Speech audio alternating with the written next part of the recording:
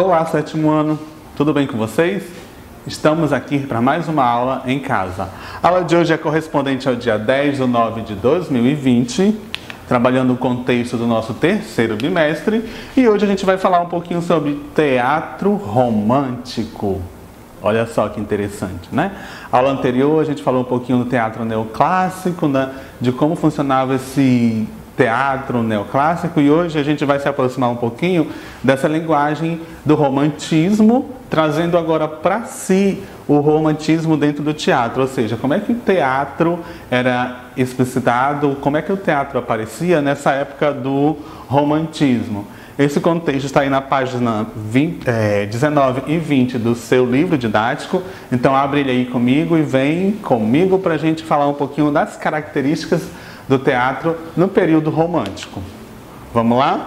Então, o romantismo ele aconteceu com bastante vigor na época da Revolução Francesa. A gente comentou um pouquinho lá do período neoclássico, do período um pouquinho do Napoleão Bonaparte, né? Quando começou as suas guerras, tentar pegar o reinado da França, né? E foi nesse período que começou a aparecer essa tendência do romantismo, né?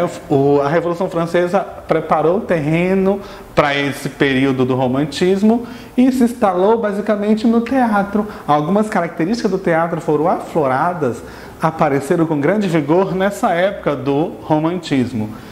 O romantismo está muito ligado à liberdade e à igualdade, que era um dos propósitos e uma das reivindicações da Revolução Francesa, quando a gente trabalha a história da Revolução Francesa, né? Igualdade, liberdade, fraternidade também está dentro desse contexto da busca pela liberdade do ser humano dentro do período do romantismo. Dentro dessa questão, algumas características já modificam-se, tá? Por quê? Porque os personagens do teatro romântico agora são pessoas, homens e mulheres, representando a burguesia do povo. Ou seja, esse povo que busca por igualdade, por liberdade, por luta, por seus direitos e deveres, que começa a aparecer agora nessa tendência do romantismo. Tá? E a escolha do tema para se trabalhar, tá? Dentro do romantismo, dentro do teatro romântico, era livre. Mas como se instalou esse teatro e como o teatro vem se desenvolvendo? Sabemos nós que o teatro envolve dois elementos essenciais. Quais são eles, professor? Então, o teatro basicamente é trabalhado com o ator e o espectador, ou seja, sem espectador não tem quem assistir o teatro. E o teatro por si só precisa de um espectador para apreciar essa obra de arte, essa exuberância e essa mensagem, porque toda obra de teatro tem uma mensagem para passar para o povo. É uma reivindicação, é um ponto de liberdade de expressão a qual o artista ele quer passar uma mensagem para o público, seja ela qual mensagem for, seja ela para entretenimento, seja ela para qualquer questão, tem uma mensagem lá no fundo. Por trás do contexto do teatro, tem uma mensagem que o ator, o artista quer passar para o público. Tá? Então, o teatro tem dois elementos essenciais, que é o ator e o espectador. Em uma apresentação teatral, seja ela qual for, nós temos aí vários tipos de outros elementos da arte que vai colaborar para que o teatro, né, essa apresentação teatral tenha vigor, tenha veracidade e ela tenha uma construção bem elaborada. Então, dentro desse contexto artístico das artes cênicas, tá, que é o teatro, nós temos o contexto da música para fazer a trilha sonora, para fazer todo a questão sonora desse teatro, a questão do som, a questão das melodias, da música que vai tocar ao fundo. Nós temos as artes visuais, que vai ajudar a montar o cenário, vai colocar uma imagem, vai colocar uma pintura, vai colocar algum elemento para construir a cena. Nós também temos a dança, que algumas apresentações teatrais também têm a dança para poder executar aquela mudança do palco, aquela movimentação, tem algumas coreografias. Nós temos a projeção de filmes, né? O que seria a projeção de filmes? Seria uma tela no fundo para poder melhorar o cenário. Além disso, nós temos os cenógrafos, né? Que também vai auxiliar nessa questão. Então, outros elementos da arte, como a música, as artes visuais,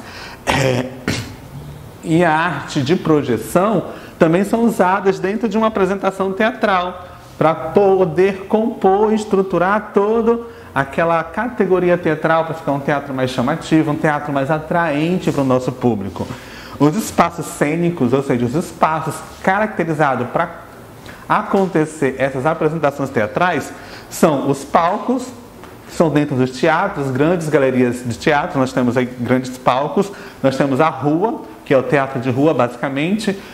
Alguns podem ocorrer dentro da praça, dentro de uma sala de aula. Então, qualquer espaço que consiga receber um grupo de atores com a intenção de passar uma mensagem por meio de teatro, a gente pode chamar de um espaço cênico, que são os palcos, são as ruas, pode ser uma igreja, pode ser uma sala de aula, pode ser o pátio de uma escola, que vai receber esses atores, que vai conseguir ter uma ligação com o público, uma conversa e passar a sua mensagem por meio do teatro. E outro elemento e outro fator muito importante dentro desse contexto, dessa ideologia teatral, é a crítica teatral. Opa, professor, o que é crítica teatral? É falar mal dos atores? É falar mal da peça? Não, é uma reflexão que eu vou fazer em cima do tema que aquele teatro está apresentando, tá? Então é análise e reflexão sobre a obra, ou seja, o contexto, o texto que está sendo trabalhado naquele teatro. O crítico teatral, ou seja, a pessoa que vai fazer a crítica vai ter um olhar sensível, um olhar delicado, não só para a cena, mas sim pelo reflexo que tudo aquilo vai fazer no espectador. Tá? E o que é isso? Tudo isso tem a ver com teatro romântico. É a estruturação do teatro por meio do teatro romântico. Vamos falar um pouquinho do contexto histórico do teatro romântico. Ele surgiu basicamente na Grã-Bretanha e na Alemanha com esse espírito racionalista do iluminismo que aconteceu lá na Revolução Francesa. Igualdade, liberdade, fraternidade, em busca do seu direito, o povo em busca do seu direito. Né? Ele vinha trazendo aí o pensamento criado pela razão. Passou-se aquele momento lindo de tudo ligado para a emoção. Agora o povo estava ligado aqui à mente, à razão, né? Ao contexto que estava acontecendo na época, porque eu não tenho voz, porque eu não tenho vez, certo? Ganhou muita força na França, quando a gente falou um pouquinho da questão da Revolução Francesa. Iniciou-se basicamente no século XIX, e onde ocorria a ascensão da burguesia. A burguesia agora estava criando vez. Os reis, né, os membros da corte estavam ficando um pouquinho para trás. Agora o povo estava começando a aparecer por essas lutas, por essa busca de direito. Um dos aspectos principais do teatro romântico é a expressão do sentimento do artista, tá? Essa questão do individualista, do sentimentalismo, que estava ligado no próprio personagem. Nós temos também a idealização do amor, da mulher e da morte da nação. Também temos aí um dramaturgo que trabalhou muito a questão do teatro romântico, o William Shakespeare, né? Ele que trouxe bastante obras clássicas do teatro romântico. Ele foi um dos precursores da escrita, da dramaturgia do teatro romântico. E para contextualizar toda essa história do teatro romântico, nós vamos realizar a atividade da página 27 do seu livro didático. Você vai assistir um filme, qualquer filme do seu gosto, da sua seleção de filmes, e vai fazer um comentário crítico sobre esse filme, sobre lá no espaço livre da página 20. No seu livro didático, aí na página 20, tem um espaço com algumas linhas, e é nesse espaço que você vai descrever a análise do filme que você assistiu. O que você vai prestar atenção nesse filme? Preste atenção no modo de como a história é contada, no enredo da história, como é que ela foi desenvolvida, que espaço ela passa, que cidade, que tempo histórico ela passa. Preste muita atenção também na atuação dos atores, como é que os atores se propagam, representam a sua atuação nesse filme.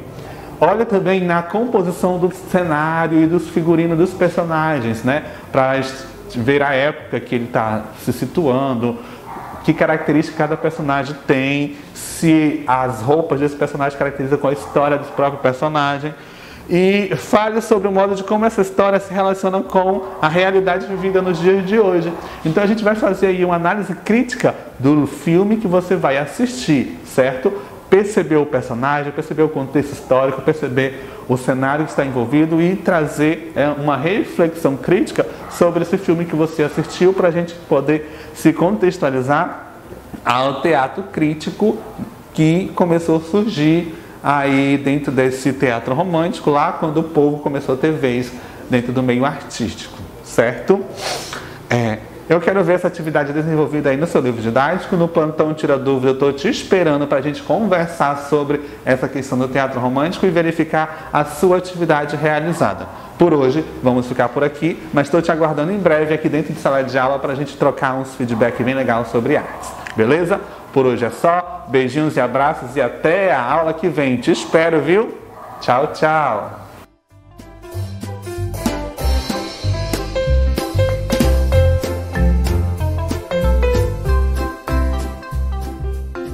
Olá, turma do 7º ano, tudo bom com vocês?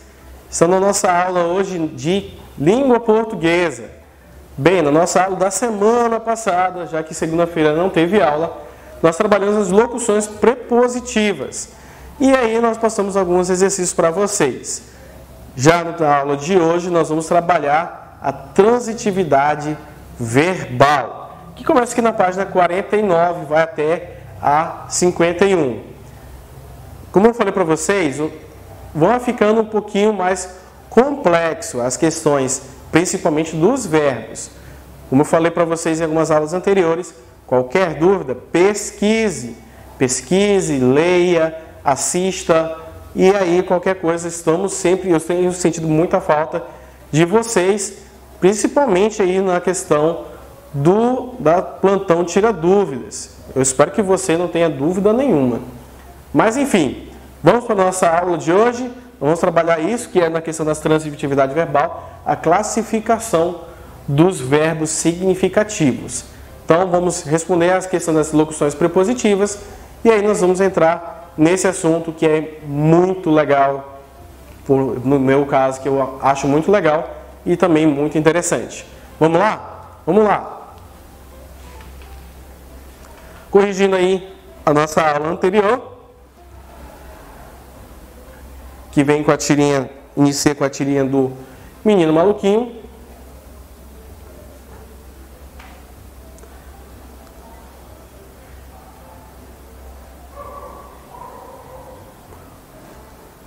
E ele diz assim, o que o avô do Menino Maluquinho disse para ele sobre ser curioso, que a curiosidade matou um gato. E aí o que significa essa expressão? Significa que é perigoso mexer aonde não se deve. Aí como o Menino Maluquinho ele entendeu que o avô guardava um esqueleto de gato dentro da caixa. E no terceiro quadrinho, ele aparece uma contração. Lembra lá, gente, tem a questão da combinação e também tem a contração. Aí qual é essa contração? Ela vem lá, é o numa, ela se forma na preposição em mais uma, e aí dá no total numa. Aí a 2, fala aí, identifique as palavras que se uniram para formar as palavras destacadas, e aí no caso você vem aí, que é as contrações, tá? Não é, no caso não são todas aí as contrações e as combinações. Ah, professor, tem que colocar contração e combinação, somente isso? Não, você tem que fazer dessa forma. Colocar aí o pronome, preposição, aí também tem preposição, tem artigo. Então, dessa forma como está aí pedindo as respostas, tudo bem? Vamos seguindo. No número 3, pede para você completar aí com preposições de contrações ou combinações, que isso também tem que ser adequado, ok?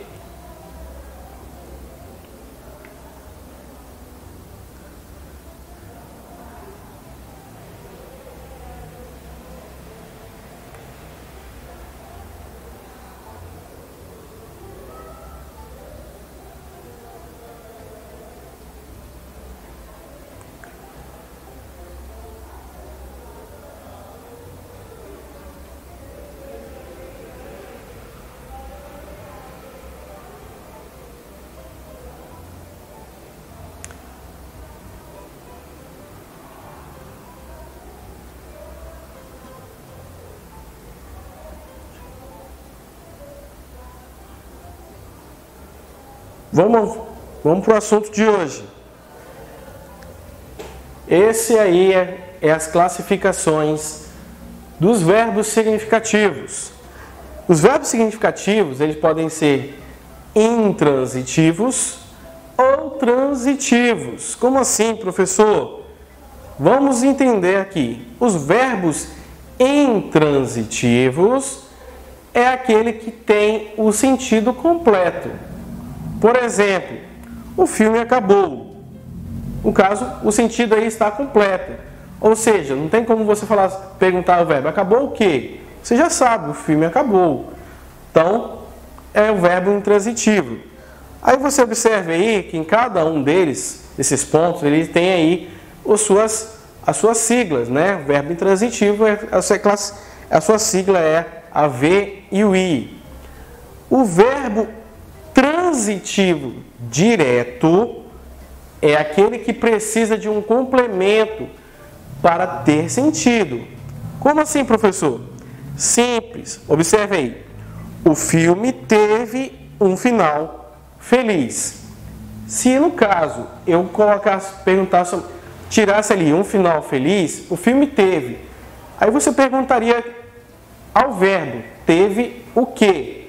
Um final feliz. No caso, esse um final feliz é o verbo transitivo direto. Aí você vai ver no seu livro que está aí nessa parte aí que está grifada, ele está nessa parte de um final feliz e está dizendo que é um objeto direto. Sim, ele é um objeto direto porque faz parte do verbo transitivo direto.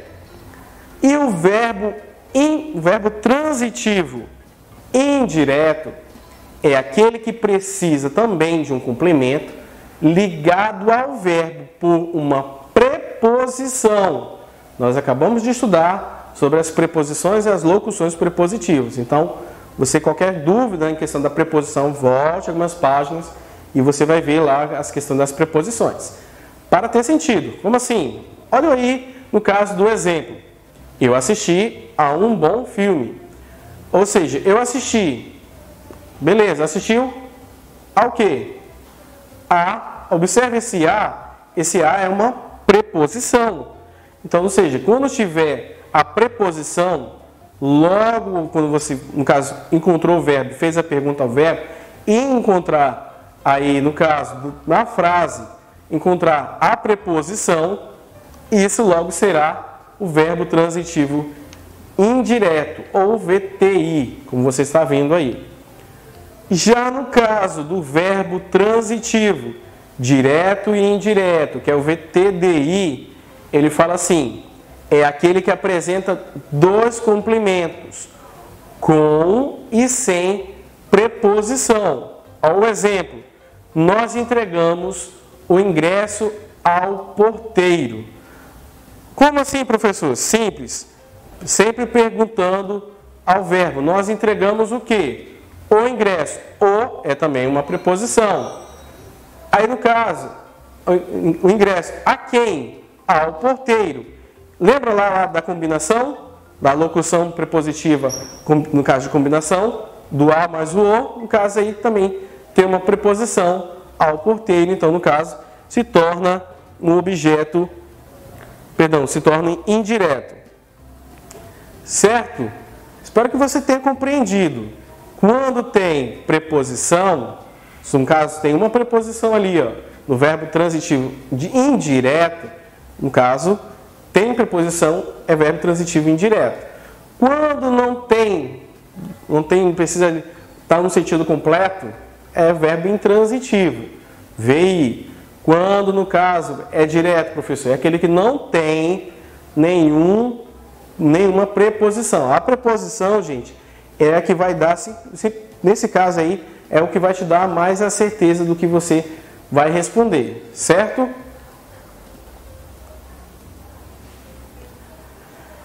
O segredo também nessa questão dos verbos transitivos e intransitivos está na questão também da preposição.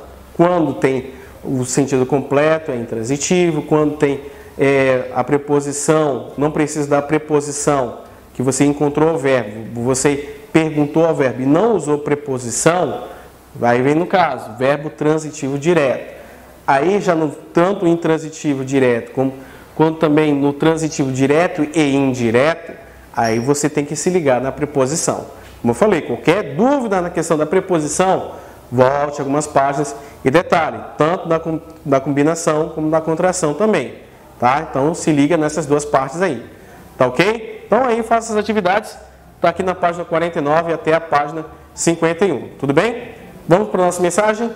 Mensagem que vem de Antônio Lobo, escritor português, que diz assim: um povo que lê nunca será um povo escravo. Então leitura faz muito bem para a sua mente, tudo bem? Então vamos finalizando por aqui. Um abraço virtual e até a próxima. Tchau, tchau.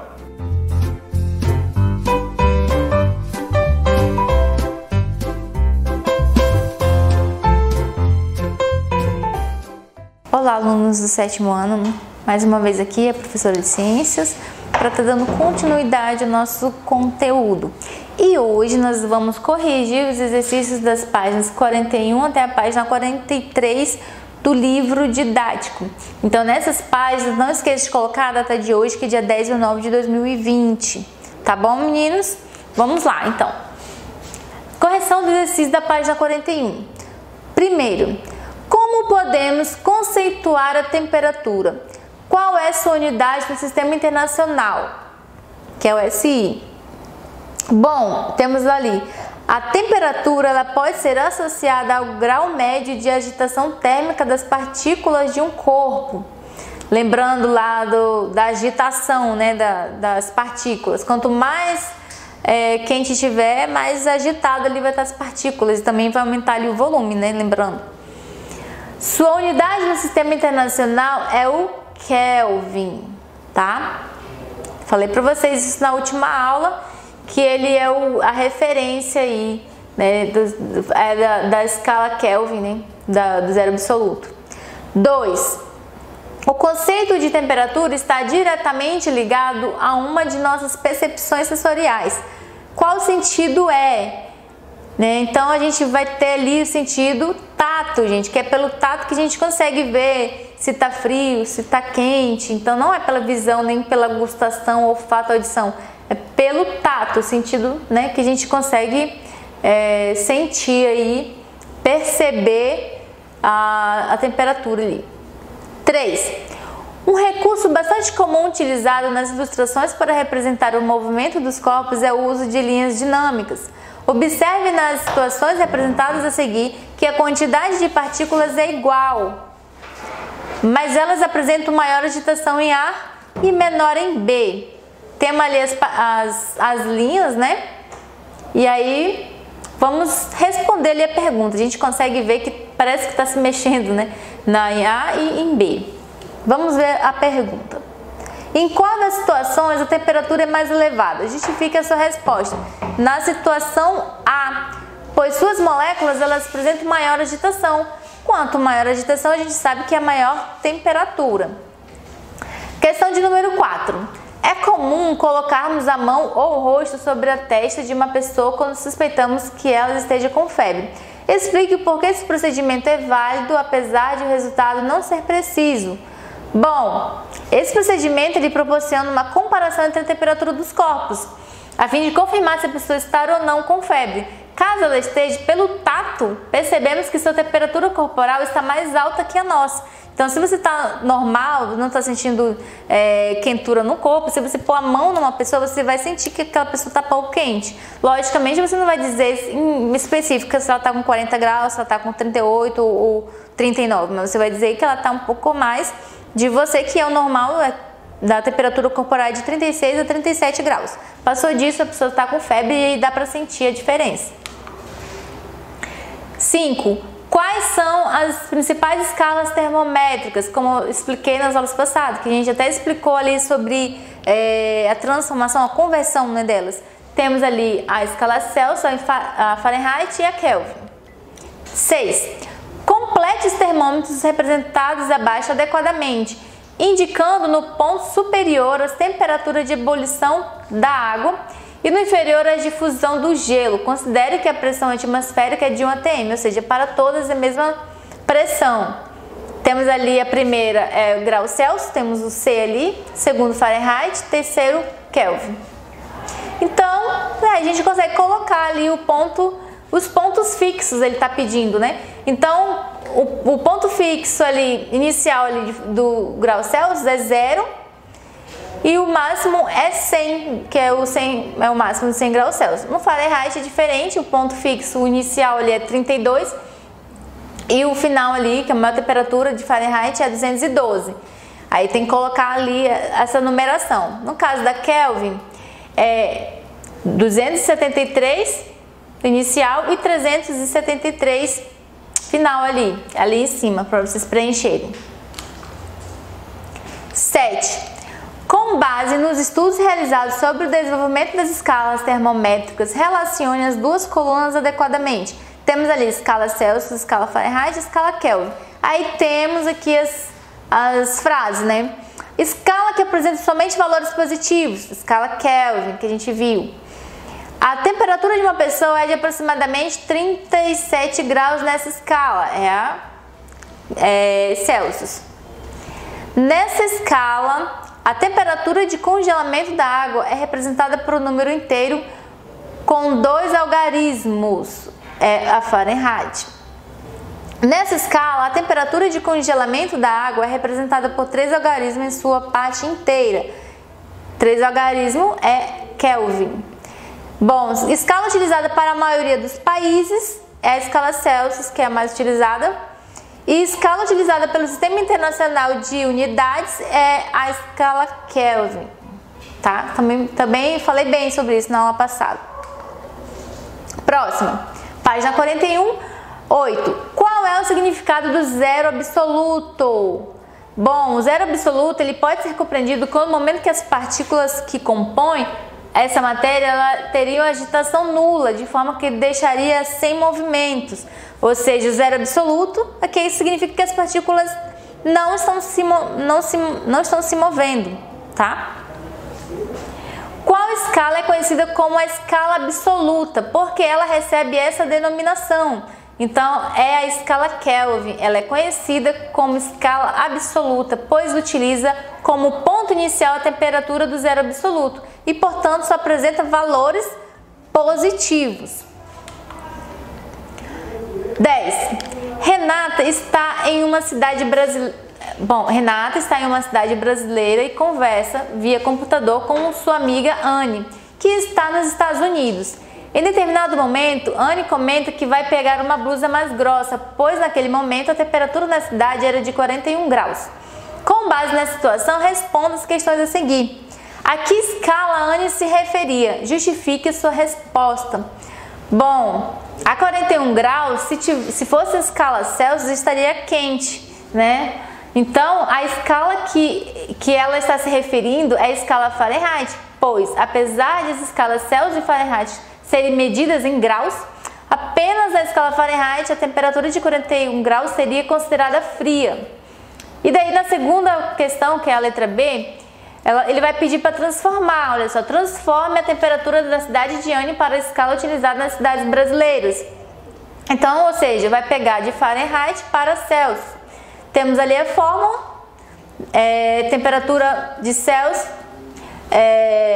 embaixo coloca o 5 igual a temperatura Fahrenheit menos 32 e embaixo coloca o 9. Primeiro que a gente resolve a subtração, 41, no caso que ela disse ali que ela está com 41 graus, que é Fahrenheit, né? Coloca ali no lugar, 41 menos 32 é igual a 9, que está ali dividido por 9 também, então vai ser dividido e vai ficar igual a 1.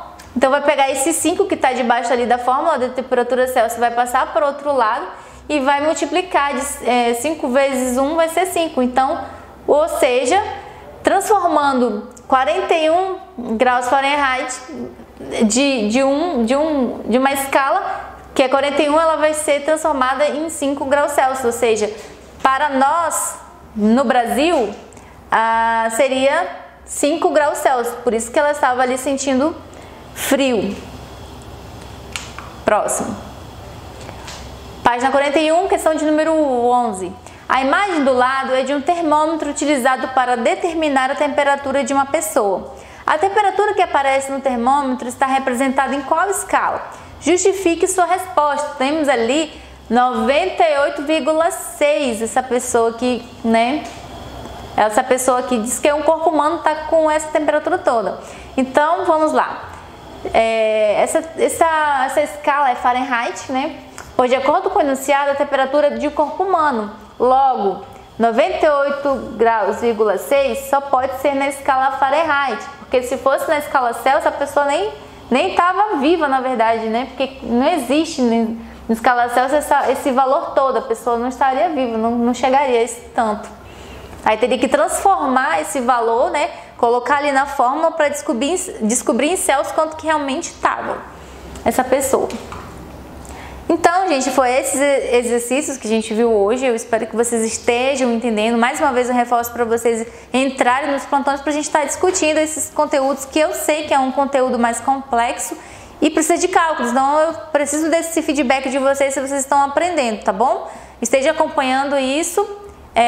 Então, na próxima aula a gente vai continuar nesse conteúdo e esteja resolvendo as atividades que estou postando no portal, tá bom? Então, por hoje é só. Um abraço, até mais.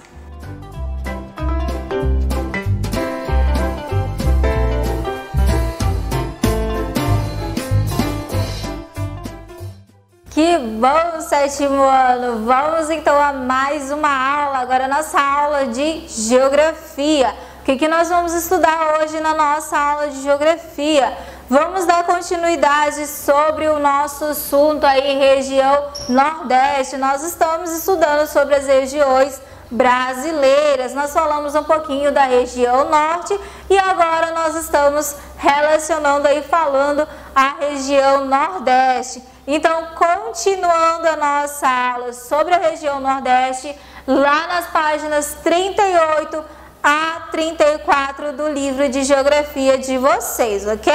Vamos então ao nosso assunto. Nós falamos aí na nossa última aula sobre as sub-regiões. Qual a economia aí complementada nas sub-regiões? Por que elas são favorecidas relacionando a essas economias?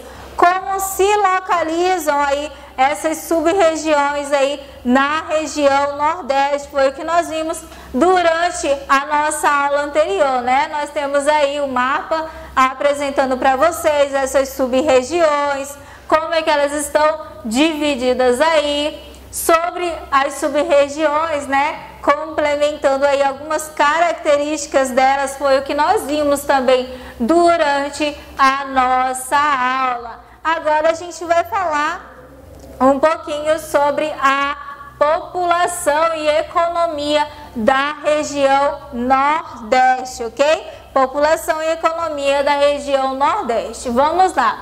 Acompanha comigo, nós temos aqui o mapa e a tabela apresentando para vocês, né, algumas características aí da região Nordeste. A região Nordeste, ela é a segunda mais populosa do país. Então, como é que ela vai apresentar dentro da sua área aí os estados, né? Então, olha só, esse aqui é o mapa político apresentado para vocês e a região Nordeste dentro dessa tabela vai apresentar a área, vai apresentar o número de municípios, população, densidade demográfica, crescimento demográfico, mortalidade infantil, analfabetismo e também a participação no PIB do Brasil, né? O que é o PIB? Produto Interno Bruto, a quantidade, né, arrecadada aí pela região durante o ano todo, certo? Relacionando aí a ocupação, né, da população. Os colonizadores portugueses, eles iniciaram o povoamento do Brasil pelo Nordeste no começo da colonização. A atividade econômica se concentrou aí no cultivo da cana-de-açúcar, introduzido na zona da mata e realizado em grandes propriedades. Na forma de monocultura, como quase toda a produção açucareira era exportada, não houve crescimento da vida urbana, além das cidades do litoral. Então, qual era aí o principal objetivo, né, dos colonizadores relacionando o litoral nordestino. É que o litoral nordestino se tornasse o centro, né, o marco aí mais populoso, como se fosse uma metrópole, como se fosse a região sudeste. Então, basicamente não foi isso que aconteceu. O início da economia, ela começou com a exploração da cana-de-açúcar no litoral. Mas isso aí se findou até o início do século, até o final do século XIX. Com a chegada da industrialização, isso alterou completamente, né? O que não deu para acontecer. Então, essas cidades, além de exercerem funções administrativas, elas serviriam aí como grandes centros comerciais também. Relacionando aí os aspectos econômicos, a região Nordeste ela assumiu uma condição de fornecedor de produtos agrícolas necessários para alimentar a população urbana, de mão de obra para as indústrias das regiões Sudeste e Sul. Então, o que não aconteceu? O centro, o marco industrial na região Nordeste, mas a população, as pessoas migraram para as regiões onde a industrialização favoreceu, né? Olha que interessante. Então, a questão comercial, ela não veio aí afindar, mas a mão de obra era grande, né? Tinha grande quantidade, o que ajudou no desenvolvimento de outras regiões. Atualmente, o ciclo de desenvolvimento da região tem apresentado um crescimento inédito nas áreas distintas do litoral, em meio ao sertão. Ao todo, a região conta com vários polos de desenvolvimento, entre indústrias e agrícolas, e quase todos têm aí a exportação como objetivo principal, facilitada pelo investimento na modernização do porto, né, em Suape, em Pernambuco. Então, a exportação também é um grande marco aí da região Nordeste, certo? Relacionando a sua infraestrutura, né, dentro desse aspecto econômico aí, que a indústria e a infraestrutura no caso, indústria e Superintendência Regional do Desenvolvimento do Nordeste, né, relacionando a sua indústria aí. Nós temos o que? A Superintendência Regional do Desenvolvimento do Nordeste, SUDENE, foi criada para ajudar na questão agrícola, nas exportações também e nas indústrias da região Nordeste. Cada região tem um órgão que é responsável pelo desenvolvimento dessas áreas aí. E na região Nordeste não é diferente, né? Foi criada aí o SUDENE, que ajuda bastante a questão econômica da região. Outra característica também, né, são as fontes de energia, que está voltada aí para a produção de energia elétrica, complexo hidroelétrico de São Paulo, né, de Paulo Afonso, na verdade, e também de Sobradinho. Então, pela questão de ser localizado aí em um local litorâneo, né, a região litorânea, está localizada também grandes usinas hidrelétricas, ok? Outra também característica, né, da economia que a gente já viu na nossa aula anterior, que está desenvolvida dentro da agricultura, da pecuária e também do extrativismo. Olha só que interessante. Relacionando a população, né? Desde aí o fim do século XIX, a região Nordeste tem apresentado intenso movimento migratório em várias direções. Em geral, esse movimento é recorrente das grandes dificuldades econômicas enfrentadas pela população. Então, a gente sabe que, por exemplo, a formação da nossa região, do nosso estado, ele é formado pela população nordestina, que vieram para trabalhar na construção da estrada de ferro. Então, assim como nossa região, nosso estado, em outras regiões também não foi diferente, ok? Aí aqui nós temos, né, pontuando 3 características. A primeira, que é a migração em direção à Amazônia para a exploração da borracha, olha só, no caso, nas fazendas de café, né? A segunda é a migração para as metrópoles do Sudeste. E a terceira é a migração de retorno de muitos nordestinos do Sudeste para a região de origem, ou seja, com a construção da cidade de Brasília, muitos nordestinos voltaram aí para a sua cidade natal. Então esse retorno é chamado de migração de retorno, ou seja, voltando para a sua terra natal, ok? Então essa daí foi mais uma das características da região Nordeste. E como prática de atividade para casa, vai ficar aí nas páginas 45, 47 e 49 do livro de Geografia de vocês. Muito obrigado e até a próxima!